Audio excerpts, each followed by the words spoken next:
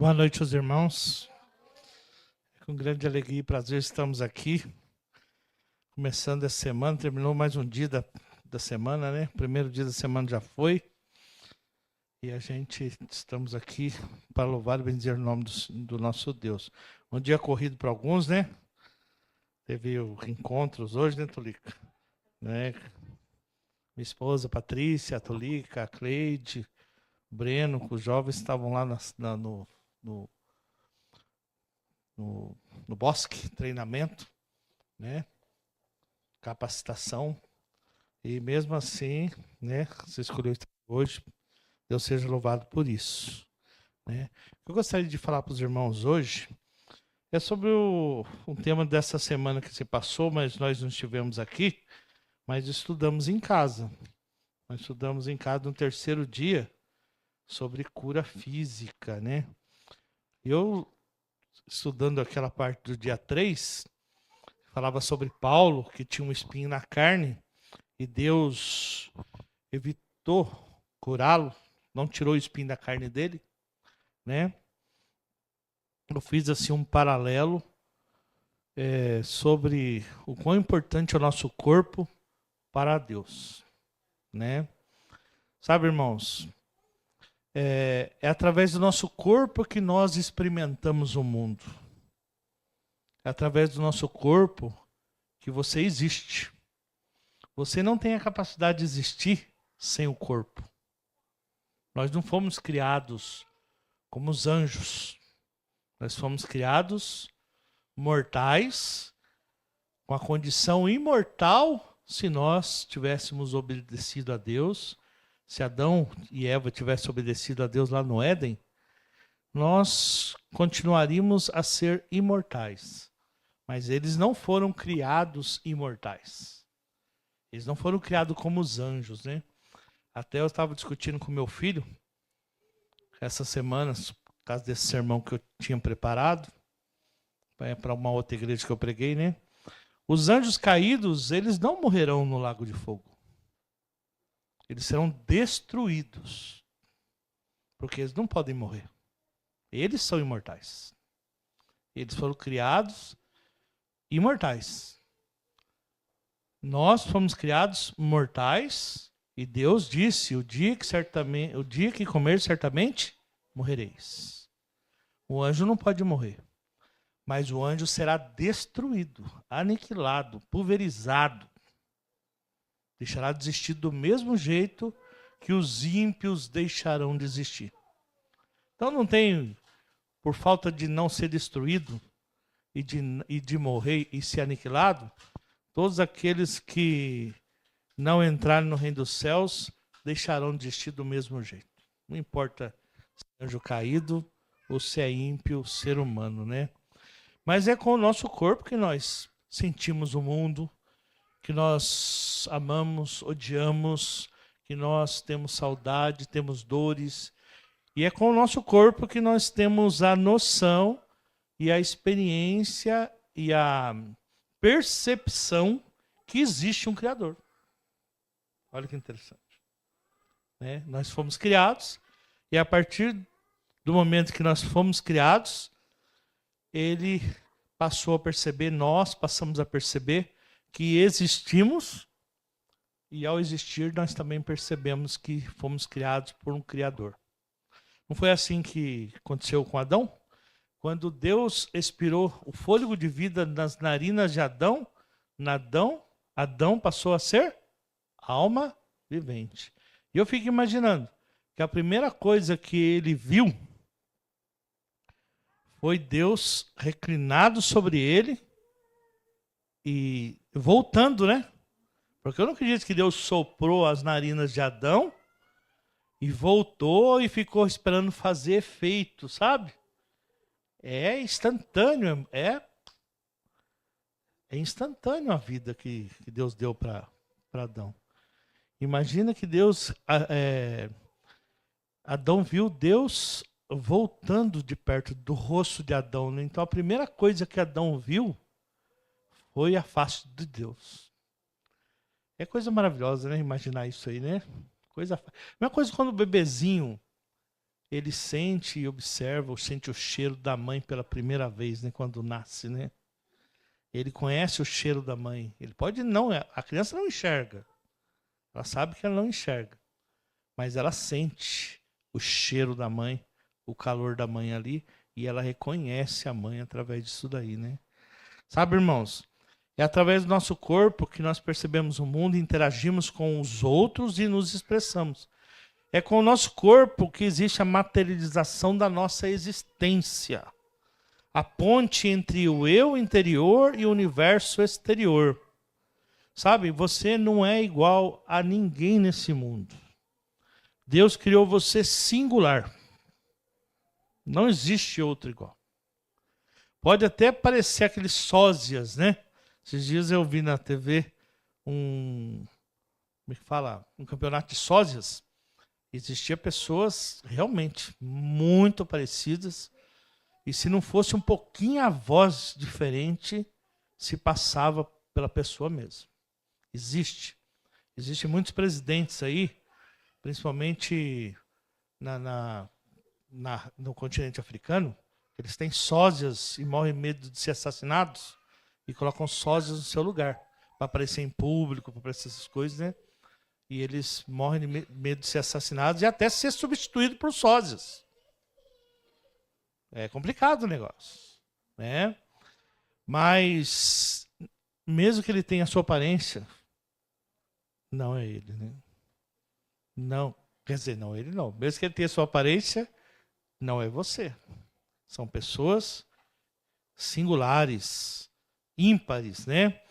Deus criou o nosso corpo de forma estrondosa, forma maravilhosa. Está lá no Salmo 139, versículo 14. Gostaria que os irmãos, aqueles que pudessem acompanhar aí, se puder projetar também, seria melhor ainda, né? É com o nosso corpo, templo da alma, um campo de experiência. Salmo 139, versículo 14. Né? O que será que esse salmo fala, né, sobre a criação do nosso ser? Olha lá o que diz. Graças te dou, visto que por modo assombrosamente maravilhoso me formastes. As tuas obras são admiráveis e a minha alma o sabe muito bem. Aqui o salmista, ele deve ter parado para olhar para si próprio e perceber quão magnífico é o nosso corpo, né? Eu sou formado em ciências exatas, em física e matemática, né? E sempre me interessei por física. E sei como funciona as ondas, as partículas, correntes elétricas, tudo isso daí, né? O nosso corpo é uma máquina perfeita. E ela é uma máquina mesmo, ela precisa de energia. Nosso corpo produz corrente elétrica. Os nossos músculos retraem e contraem, retraem por impulsos elétricos. Os nossos cérebros, as sinapses dos nossos cérebros, onde um neurônio conversa com outro neurônio, e a associação entre eles forma a consciência, né? E forma a memória, forma a inteligência, a mente, né? É um corpo. O nosso corpo é uma máquina. Mas eu ficava intrigado. Como uma máquina eu sei que ela é de metal. Uma máquina eu sei que ela é de plástico, metal, coisa assim, ferro, níquel, cromo, né? Mas nós somos carne, sangue. Como é que pode uma máquina biológica, né? Já parou para pensar? Como que Deus é maravilhoso, né? Deus é esplêndido, né? Nós estamos como se fossem engrenagens, né? Irmãos, mas esse corpo maravilhoso que nós temos, né? E a complexa interação entre o nós e Deus, muitas vezes nós somos desafiados com doenças. Nós somos desafiados com doenças, né? Por isso que eu fiz um paralelo aqui. Eu não sei se Paulo tinha uma doença. Alguns teólogos dizem que Paulo ficou com um problema de visão depois que ele caiu do cavalo lá, quando encontrou com Jesus na estrada de Damasco. E a visão dele nunca mais foi o mesmo. O Lordinho já ouviu falar isso, né, Lordinho? É isso mesmo, né? Então. Outros falam que era um pecado que ele tinha acariciado, porque ele falava que o diabo o esbofeteava de dia e de noite. Quer dizer, dá a entender já que não é simplesmente um problema de doença. Porque o diabo não vai falar assim, cara, você é cego, isso não ofende ninguém. Mas quando ele fala assim que o diabo o esbofeteava de dia e de noite, mexia com o seu eu. Não vamos entrar em detalhes que ninguém sabe ao certo o que é, mas a doença ou esse espinho na carne foi um desafio para ele por toda a sua vida depois que ele aceitou Cristo, né? Sabe, irmãos, a doença ela surge como desafio à integridade do corpo que Deus nos formou. Ela nos confronta com a fragilidade da nossa condição, com a impermanência da vida, né? E com a necessidade do cuidado desse corpo que nós temos. A doença pode ser vista como um chamado à reflexão, um convite a repensar nossos valores e as nossas prioridades enquanto vivemos esse mundo. Sabe, as pessoas nascem com vários tipos de problemas, as pessoas adquirem vários tipos de problemas durante a vida, as pessoas obtêm curas também, né? E outras não conseguem a cura. Mas vamos ver o que está falando lá em Romanos 5, Romanos 5, 3 a 5, né? Sabe, a doença, como eu falei aqui, muitas vezes ela é um convite à reflexão das nossas prioridades. Olha aqui, ó. E não somente isto, mas também nos gloriamos nas próprias tribulações, sabendo que a tribulação produz perseverança. Aqui eu tenho muito... E perseverança, experiência, esperança. Aqui eu tomo muito cuidado. Eu não acredito que toda doença seja tribulação. Eu acho que nesse mundo nós vivemos a causa e efeito, a escolha e a consequência. A gente estava falando disso hoje cedo, né? No carro, não, que nós fomos para lá, né? Sabe, irmãos, eu estou acima do peso. Isso não é tribulação. Já está me dando um monte de problema. Depois que eu tiver com um monte de problema, eu vou falar assim, estou sendo atribulado por Deus, glória a Deus por isso, que eu estou passando por tribulação. Os pentecostais têm essa ideia. Minha tia está cheia de problema, né, da Assembleia de Deus. Cheia de problema, é muito problema de saúde. 4, 5 problemas de saúde, né? Pressão alta, diabetes, problema no rim, problema de artrose, um monte de coisa. Ela sofre. E ela louva a Deus pelo sofrimento. Eu falo, tia, será que não é por causa dos 130 quilos que a senhora tem? Que veio a diabetes, que veio a artrose, que veio um monte de coisa.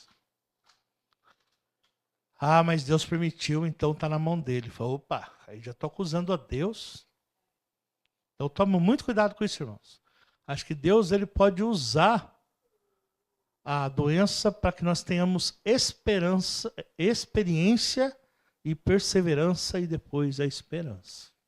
Sabe? Deus tem o poder de curar, sim. A gente vai ver isso nesse assunto de hoje, né? Sabe? Essa esperança, ela não nos decepciona, porque Deus derramou o seu amor em nosso coração por meio do Espírito que Ele nos concedeu. Isso quer dizer o seguinte, que mesmo diante da impermanência da vida, mesmo diante da fragilidade do nosso ser, foi Deus que nos concedeu a vida. E Ele vai fazer de tudo para que ela seja preservada em mim e você. É só se eu e você não quisermos mesmo. Só se eu e você não quisermos, né? Eu tenho falado para os meus alunos, né? Que até uma mãe veio conversar comigo uma vez e falou, o senhor não acredita em destino? Está falando para o meu filho que não existe destino. Eu falei, mãe, a senhora tem uma vida difícil, né? Tem muito difícil. E eu não acredito num Deus que traçou o seu destino para sofrer nesse mundo, ser miserável, e eu ter 2 empregos na minha vida. ter uma casa, ter uma família boa, enquanto a senhora não consegue nenhum emprego. Ela parou para pensar e ela falou assim, você sabe que eu nunca tinha pensado nisso? A gente reflete os que os outros falam para a gente, né? Aceita a situação, foi Deus que permitiu, Deus quer assim para você. O pouco com Deus é muito, muito sem Deus é nada, e você se acostuma e aceita aquela situação. Imagina um Deus que traçasse o destino de uma criança, irmãos. Vou tomar muito cuidado aqui, que tá sendo transmitido, tá, né? De uma criança que nasceu deficiente. Filho de pastor. E outra que nem pastor nasceu lá no mundo, filho de ímpio e sofrendo. Não, sem sofrimento. Nenhum. Que Deus que é esse? Então, irmãos, Deus permite que as coisas aconteçam. Sabe por quê? Para que o pecado mostre a sua cara. A gente está falando isso ontem, né, irmão? Fundo aí, né? O pecado, ele mostra a sua cara na doença. Em outras coisas também. Na moral, né? Na imoralidade, mas principalmente na doença. A doença faz com que nós definhamos, nós ficamos como que nem Jó, né? Trapos de imundícia mesmo, de verdade. Ficamos fracos. Quem que louva a Deus na doença, irmãos? No sofrimento. Aí você fala assim, eu tenho pressão alta. É uma pessoa doente. Mas eu tenho pressão alta e tomo remédio e estou todo dia tranquilão, de boa. É uma doença que é controlada, ela não vai fazer mal nenhum para você. Concorda? Agora, e quando vem a dor? E a dor que não passa. E quando vem a depressão? E quando vem a frustração, né? Essas coisas são bem complexas. Mas Deus, irmãos, apesar de nós recebermos em nós mesmos as consequências das nossas escolhas, Ele quer que nós busquemos a cura. Ele quer que nós busquemos a cura, né? A busca pela cura é natural ao ser humano. O ser humano sempre vai buscar a cura. Ele sempre vai buscar o seu bem-estar. O problema é que hoje em dia as pessoas procuram igreja somente pela cura. Ou permanecem na igreja somente pela cura. E quando obtém a cura, que eu acredito num Deus que cura, muitas vezes se esquecem de Deus e abandonam a fé e saem da igreja. Não é verdade? Tem pessoa que vem na igreja para arrumar um emprego e começa a conviver com pessoas que são boas em ajudar outras pessoas. E aí, dentro da igreja, ela arruma um emprego muito bom, porque o outro indicou, porque o outro mandou, ficou bem, não falta mais dinheiro mais, esquece de Deus. Esquece até do amigo que trouxe ele para a igreja. Sabe, buscar o bem-estar é a vontade de Deus para a nossa vida. Mas Deus, Ele quer nos curar por completo, né? Vamos lá em Jeremias 30, versículo 17. Né? Vamos ver que Deus fala sobre a cura e a saúde lá. Olha lá. Porque te restaurarei a saúde e curarei as tuas chagas, diz o Senhor, pois te chamaram a repudiada, dizendo, é Sião, já ninguém pergunta por ela. Aqui está dizendo o seguinte, que Deus não vai permitir que o seu povo seja um povo que definha. Quando fala Sião ali, Sião é povo de Deus. É a Jerusalém. E está dizendo o seguinte, as pessoas olhando para Jerusalém, veriam ela que cheia de feridas, definhando. E Deus fala assim, eu curarei as tuas feridas. Eu curarei. Eu restaurarei a saúde e curarei as feridas, diz o Senhor. Porque eles o chamaram, Eles a chamaram de rejeitada, dizendo, esta é Sião, ninguém se importa com ela. Aqui está dizendo que Deus se importa com o seu povo. Ele não vai permitir que o mundo lá fora olhe para você e fale, isso aí é deixa para lá, é um traste, é um zero à esquerda. Né? Eu sempre escutei assim, que o Filho de Deus nasceu para ser cabeça, não cauda. Né? E muitas pessoas pensam que isso aí é prosperidade, é dinheiro, né? Não tem nada a ver isso, com isso, né? Sabe, irmãos, a cura também, ela envolve também aquilo que Deus nos deixou nesse mundo como inteligente para o ser humano, né? A cura, muitas vezes, ela pode ser química, ela pode ser medicinal, né? Se você pegar uma pessoa hoje com problema psiquiátrico, oração ou uma depressão profunda, eu acredito que Deus pode curar. Olha o que eu quero dizer. Mas o que você pode fazer, Deus não vai fazer. Deus não vai fazer. Se a cura se dá por remédios e por profissionais capacitados que Deus capacitou, Ele não vai te curar. Pode dobrar o joelho a vida inteirinha. Deus não vai te curar. Deus não faz a parte que cabe a nós. Não faz. Né? Eu lembro que o Lair Ribeiro, todo mundo conhece o Lair Ribeiro, né? Lair Ribeiro, né? Naturalista, vegetariano, e fez um monte de medicina alternativa e fez com que centenas de pessoas abandonassem seu tratamento contra o câncer e vivendo com homeopatia, como é que chama? Homeopatia, fitoterapia, homeopatia e medicinas naturais, né? Virando vegetariano, essas coisas assim. Quase todas as pessoas morreram de câncer. Quase todas. E ele foi processado. Ele foi processado. E ele foi processado e responde processo até hoje. Tanto que ele sumiu, ninguém fala dele mais, Dora Ribeiro. Né? E aproveitar para vender o quê? Vender livro e vender uns remédios aí, né? Esqueci até o nome dos remédios, sulfato de não sei o quê, sulfeto, um monte de coisa lá. Sabe, irmãos, aquilo que a medicina existe de medicina, com seus avanços, foi de inteligência que Deus deu para o ser humano, né?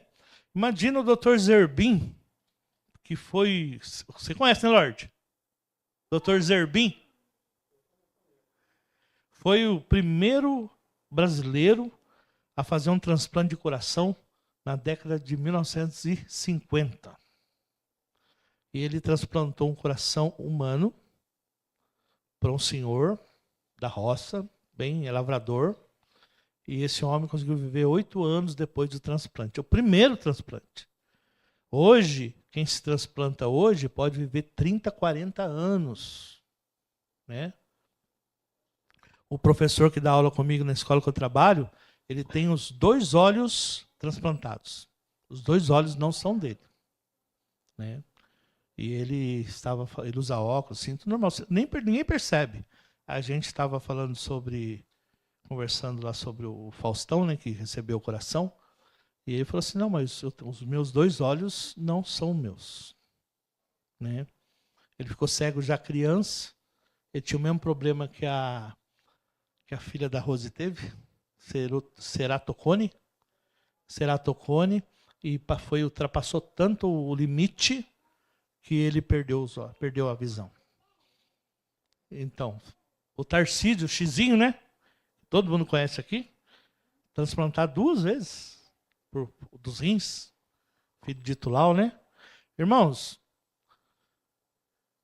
é Deus que deu essa inteligência. Se o Faustão falasse assim, olha, eu vou esperar Deus curar meu coração, ele não estaria vivo.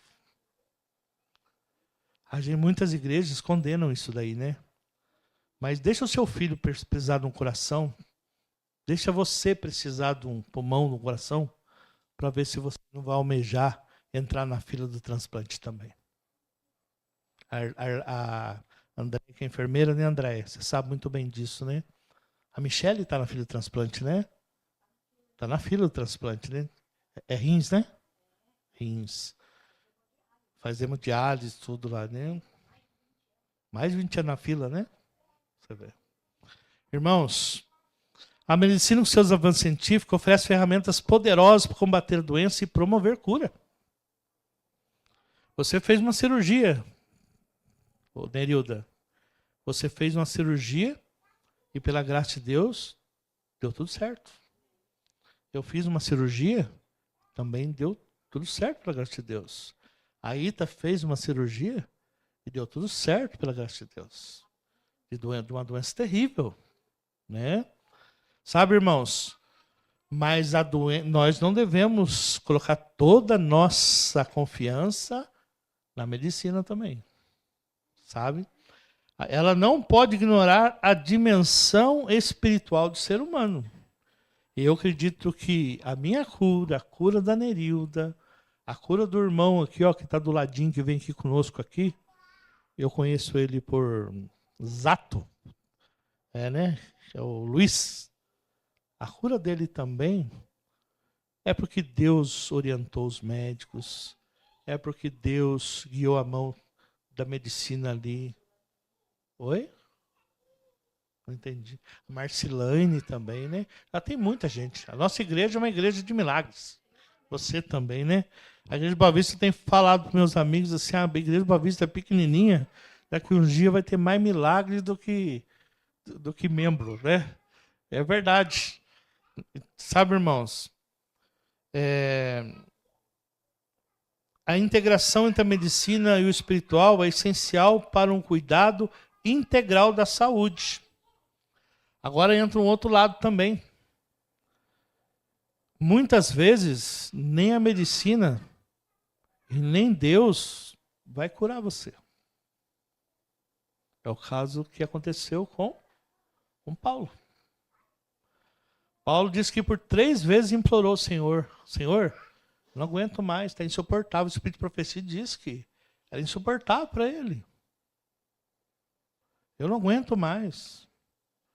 Sabe? Ele pediu uma vez e falou assim: quem sabe se eu pedir de novo, Deus vai me ouvir. Até chegar uma hora que Deus falou assim: não peça mais. Aceite essa situação. É na fraqueza que eu sou forte, né? É na fraqueza que você vai me glorificar. E ele parou de pedir. Né? Só ele sabe, só ele, Deus, sabe o que acontecia na vida dele. Nem sempre a cura física será possível. Em alguns casos, a doença se torna parte da jornada.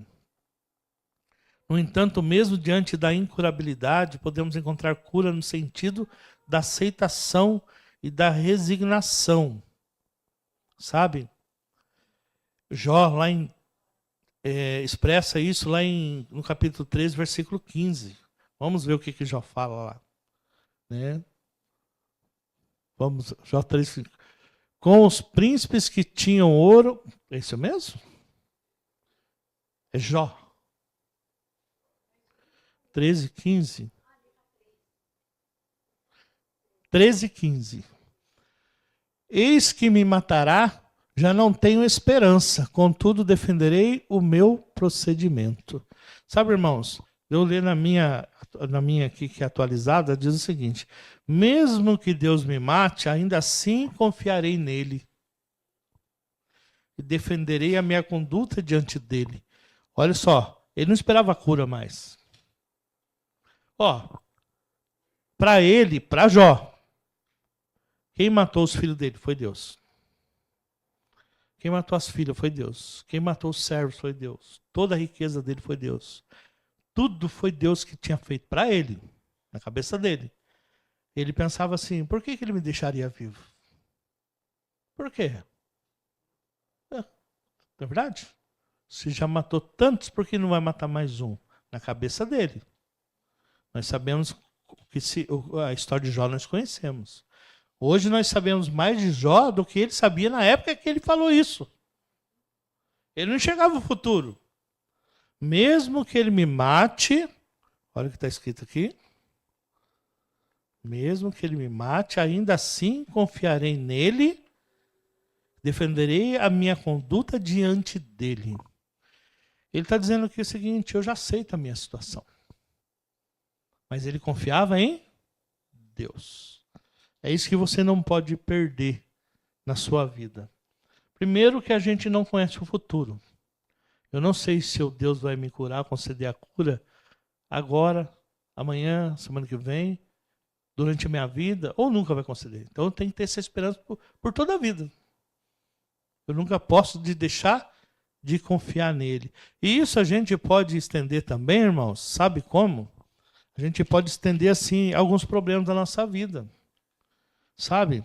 Você pode estar passando por alguns problemas que muitas vezes não é com você, mas é um filho que você tem, é uma filha, é o seu cônjuge. E você espera que Deus possa resolver esses problemas também.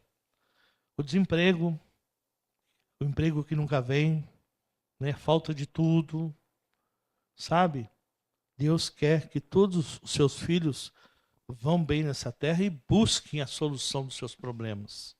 E nós temos que buscar mesmo, né? Mas o nosso corpo também, irmãos, ele também é o caminho. Olha bem, é através do nosso corpo que nós sentimos o peso do pecado e também se torna o caminho, não para entrar nos céus, mas o caminho para chegar até Cristo. Porque por nós mesmos, nós não podemos fazer nada. E muitas vezes nós estamos tão debilitados, nós olhamos para nós mesmos e falamos assim: o que eu fiz com a minha vida? Eu acabei com a minha saúde, acabei com a minha vida, acabei com o tempo que eu tive nesse mundo. Já não dá tempo de conquistar mais nada, não dá tempo de fazer mais nada nessa vida. Existem pessoas assim, que o tempo passou, já era, não dá mais para constituir uma família, não dá mais para comprar uma casa. Imagina alguém querer comprar uma casa e começar a trabalhar aos 60 anos de idade. Consegue? Não consegue.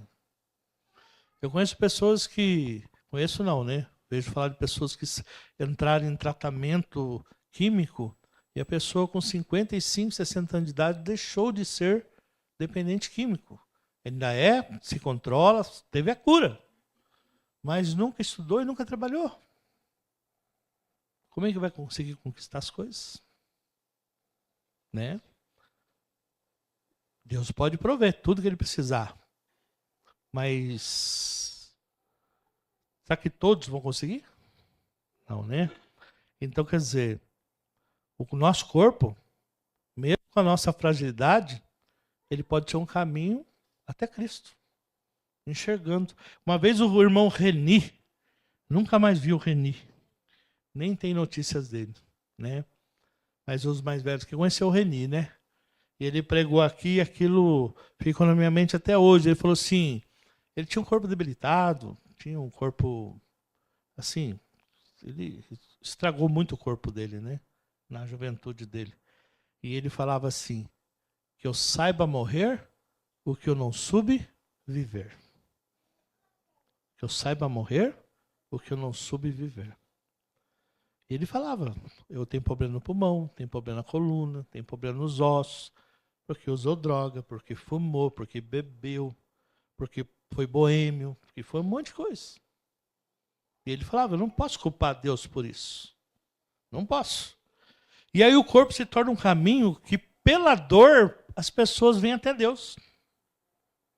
E muitas pessoas falam assim, se você não vir por amor, Deus vai fazer você vir pela... Não, Deus não vai fazer você vir pela dor. É você mesmo que virá pela dor. Porque não resta mais nada para você. Não tem aonde descer mais.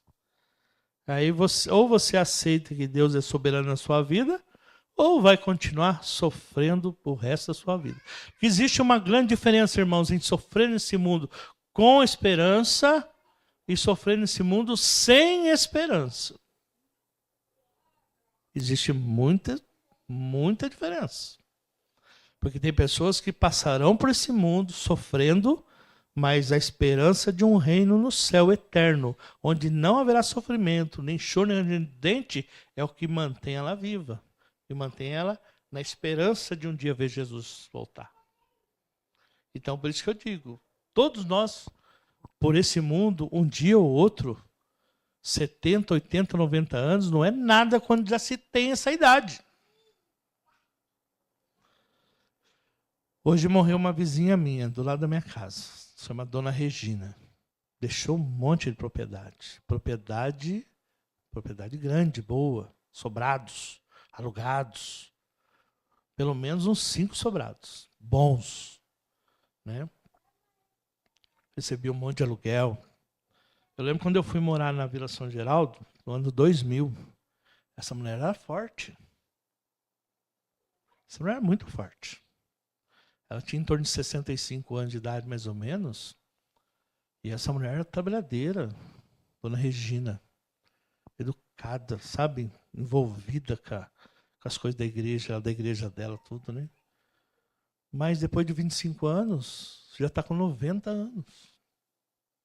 Eu fui para morar lá em 2000.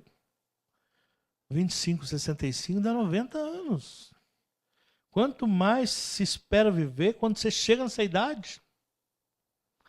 Por isso que eu digo, se não tem problema, vai ter. É verdade que vai ter. Se morrer de velhice, vai ter mesmo. Porque é o que está diante de nós. É que nós estávamos falando na lição ontem também, né, irmão? Todos nós, a única certeza que temos nesse mundo, sabe o que é, irmãos? Enterrar os nossos amigos e depois ser enterrado por eles. A vida é assim, simples. Você passa um momento da sua vida feliz, sorrindo, dando risada, curtindo esse mundo, com filhos, com netos.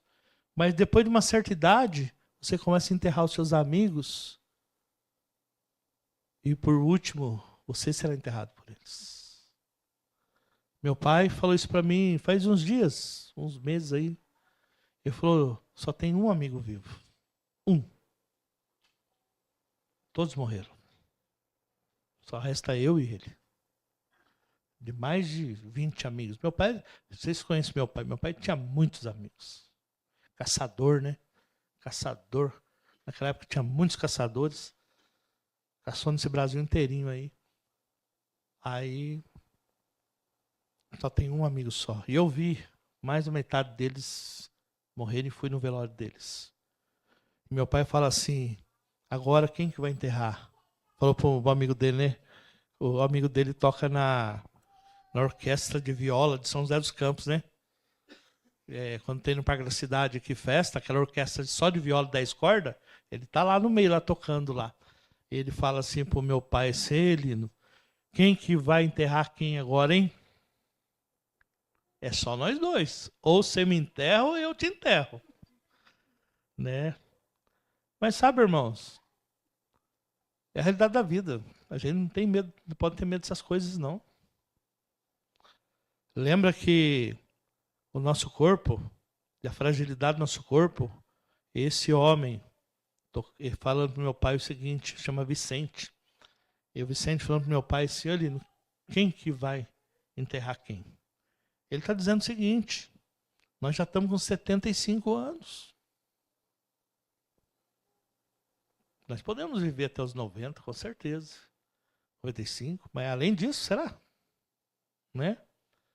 E o que eu quero dizer, irmãos, é que a vida ela é muito frágil e a nossa fragilidade ela tem que mostrar o caminho até Jesus. Olha, eu preciso de Jesus, eu sou frágil e eu não vou existir nesse mundo por muito tempo.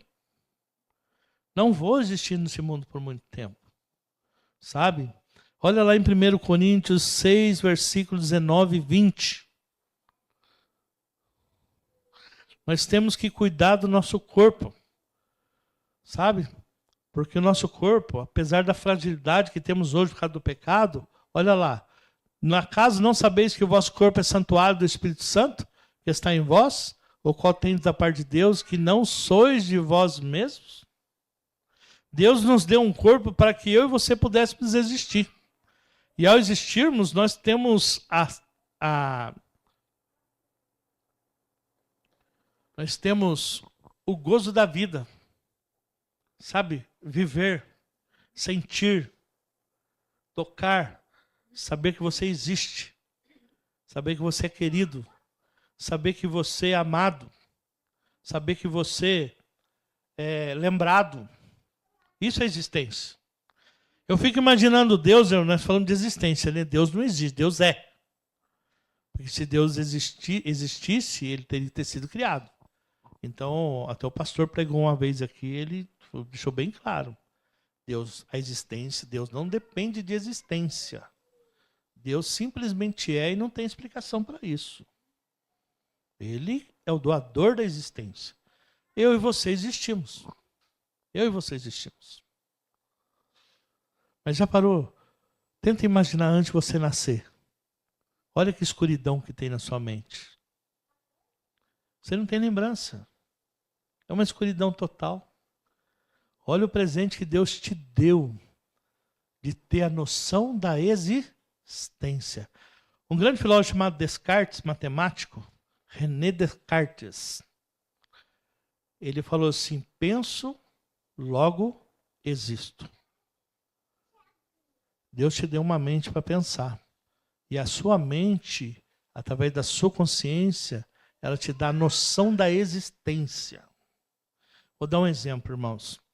Uma pessoa que tem problemas mentais mesmo, digo assim, louco. Você acha que ele tem noção da existência? Que ele existe? Estou falando de ser humano. Os animais não têm noção da existência. Agora, seres humanos que têm problemas mentais. Eu estou falando de loucura, não estou falando de alguns aspectos que é Alzheimer, Parkinson, esquizofrenia, nem Down, nada disso. Estou falando, eles não têm noção de existência. Não têm noção. Né? O fato de você existir, saber que você existe e saber que tem um céu esperando por você é magnífico. É magnífico isso daí. Sabe, irmãos? Onde entra a fé, então, a doença vem nos afligir, se não veio, ela vai vir. A fé desempenha um papel fundamental pela busca da cura. Ela nos conecta com Deus. A fé nos fortalece, nos dá esperança e nos ajuda a encontrar sentido em meio à diversidade da nossa vida. Hebreus 11, versículo 1, diz o seguinte lá, ó, por favor, Hebreus 11, versículo 1, fala da que a fé é a certeza daquilo que esperamos e a prova daquilo que não vemos. Olha lá, a convicção é a certeza das coisas que se esperam e a convicção de fatos que não se veem. Olha, ninguém viu o céu, mas eu tenho convicção de que ele existe. E a convicção aqui, irmãos, vamos pegar um sinônimo aqui, é certeza. Não é suposição. Eu vou jogar numa loteria acreditando no céu, quem sabe ele existe, e se ele existir, eu vou entrar dentro dele. Não é uma loteria não. Eu falo para um professor, amigo meu, filósofo, professor de filosofia, eu digo para ele o seguinte, olha aqui, vamos dizer que você esteja certo e eu esteja errado. No final, nós vamos para o mesmo lugar. Só que eu vivi nesse mundo com convicção, com respeito. Eu respeitei as leis, fui moral. E a polícia não me perseguiu, não fui preso, não apanhei na cara. Ninguém me maltratou. Eu ainda vivi nesse mundo por acreditar em algo. Mas no fim nós vamos para o mesmo lugar. Agora é o seguinte, se eu tiver certo que existe um Deus no céu e você tiver errado, você não vai para o mesmo lugar que eu vou. E ele parou para pensar. Por esse lado, mesmo sendo filósofo, eu nunca tinha pensado. Todos não vão para o mesmo lugar, irmãos. Existe um Deus no céu.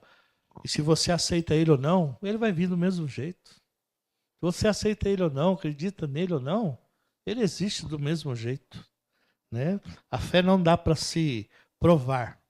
A fé só dá para se experimentar. E a fé, irmãos, ela vem junto com a oração. A fé e a oração são ferramentas poderosíssimas que podemos usar para buscar a cura divina. Quando oramos com fé, Deus ouve as nossas súplicas e pode nos conceder a cura que precisamos. Mas a fé não é uma fórmula mágica que garante a cura em todos os casos. Deus é soberano e Ele decide o que é melhor para nós. Lá em Tiago 5:15, versículo 16. Vamos ver o que está escrito? Tiago 5, versículo 16. Versículo 15 e 16. Vamos ver o que o Tiago fala? É muito importante essa passagem.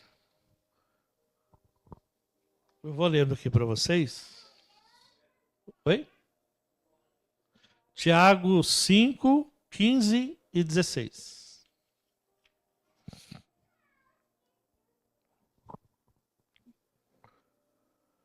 Olha, e a oração da fé salvará o enfermo, e o Senhor o levantará. E se houver cometido pecados, ser-lhe-ão perdoados.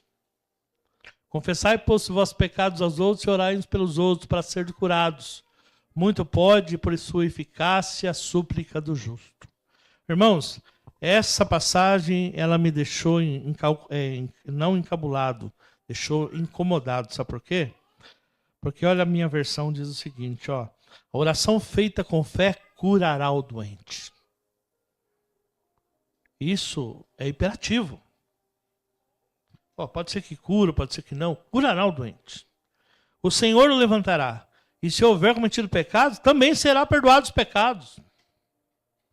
Portanto, confesse os pecados aos outros e orai uns pelos outros, para que sareis. A oração eficaz do justo tem muito poder. Então, por que nós não recebemos cura? Porque a nossa oração não está sendo eficaz. Porque Jesus, será que está mentindo aqui? Que a oração feita com fé curará o doente? Sabe, irmãos? Aqui está falando de oração intercessória. Aqui não está falando para você orar só por você mesmo, não. Aqui está dizendo confessar os pecados uns aos outros, orar uns pelos outros. É a oração intercessória que tem poder. É a oração intercessória que tem poder. Você lembra lá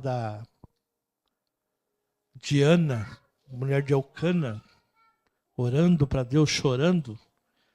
Mas foi depois que Eli também intercedeu por ela que Deus ouviu a oração. Não foi que Eli falou para ela? Que Deus conceda a tua oração. Não foi isso que ele falou para ela? Depois que Eli também intercedeu por ela, sendo sumo sacerdote, Deus abriu a madre dela e ela se tornou mãe. Sabe, nós temos que orar uns pelos outros. Temos que orar uns pelos outros. O corpo, irmãos, é templo do Espírito Santo, sabe? Ele precisa de uma cura divina, porque nós estamos no mundo de pecados. Já estou indo para o finalmente já, tá? Cremos que Deus tem o poder de curar todas as doenças e enfermidades. E muitas vezes Deus escolhe usar a medicina e outros meios para nos curar. Outras vezes Ele permite que soframos por um tempo para que possamos aprender e crescer espiritualmente. Olha, Deus não manda doença, mas já que você ficou doente, Ele pode fazer com que você experimente essa situação e perceba o quanto você se afastou dele. O quanto você está se afastando dele. Jesus sempre falava para as pessoas que ele curava, né? Vai, não peques mais, para que não te suceda coisa pior. E eu sempre fiquei incomodado com isso daí. Falei, será que vai acontecer coisa pior porque Jesus está profetizando ou porque a pessoa está afastada de Deus? Hoje, adulto, já pensando como homem, eu sei que é consequência das escolhas nossas. Olha, não peca mais, porque pode acontecer coisa pior. E é isso que pode acontecer mesmo. Sabe, irmãos? Nós temos que cuidar do nosso corpo, ter alimentação saudável, né? exercícios físicos, descanso adequado, não ter hábitos nocivos. Hábito nocivo pode ser muitas coisas: dormir tarde, trabalhar demais, fumar, beber, usar droga, tantas outras coisas. Trabalhar demais também é um hábito nocivo. Não dormir pouco, é um hábito nocivo, né? Sabe? Se hidratar corretamente, tomar um banho de sol no horário certo. São os 8 remédios que nós temos, que Deus deixou para nós, natural, né? Sabe, irmãos, e por fim, a cura integral. A cura não é apenas física. Deus também se preocupa com a nossa cura emocional e espiritual. Muitas vezes as doenças físicas são reflexos de problemas emocionais e espirituais não resolvidos. Por isso devemos buscar a cura integral, que abrange todas as áreas da nossa vida. Muitas vezes você pode ter tido uma doença ou está tendo uma doença psicossomática. Se você não sabe o que é isso, eu vou explicar bem rapidinho. A minha mãe passou por isso várias vezes. Minha mãe falava assim, tem um caroço. Só que a gente ia lá, 8 anos de idade, 5 anos, 10 anos, apertava aquele negócio duro do lado, né? E a gente sentiu o caroço mesmo. Na época meu pai trabalhava na Ródia, tinha convênio do Hospital Central, convênio bom. O médico sentia aquele caroço. Fazia ultrassom, não tinha nada. Minha mãe acho que já encontrou nos seios dela mais de 100 caroços. E falava assim, aperta para ver. A gente apertava, cheio de carocinho, nódulos. Fazia a mamografia, não tinha nada. E o médico falava para ela assim, você vai desenvolver uma doença. Está na sua cabeça. E ela sentia dor, incomodava, ficava gemendo à noite, incomodava para lá, para cá. Olha o que a cabeça da gente é capaz de fazer. Deus quer que você seja curado integralmente. E só Deus pode fazer isso agora. Só Deus pode fazer isso. Irmãos, que a reflexão sobre a cura física, sobre o nosso corpo, nos conduz a uma compreensão mais profunda de nós mesmos e nossa relação com Deus. Que possamos cuidar do nosso corpo como um templo sagrado, buscar a cura em todas as dimensões e encontrar na fé o caminho para a nossa paz e também para a eternidade junto com Deus. Que nosso corpo seja um instrumento de Deus nessa terra, porque é com ele que nós vamos entrar no reino dos céus. Um corpo glorificado, imaculado, mas enquanto nós estamos aqui, que ele seja um instrumento de Deus para que outras pessoas também possam conhecer a Deus. Meu desejo, minha oração. Amém, Senhor.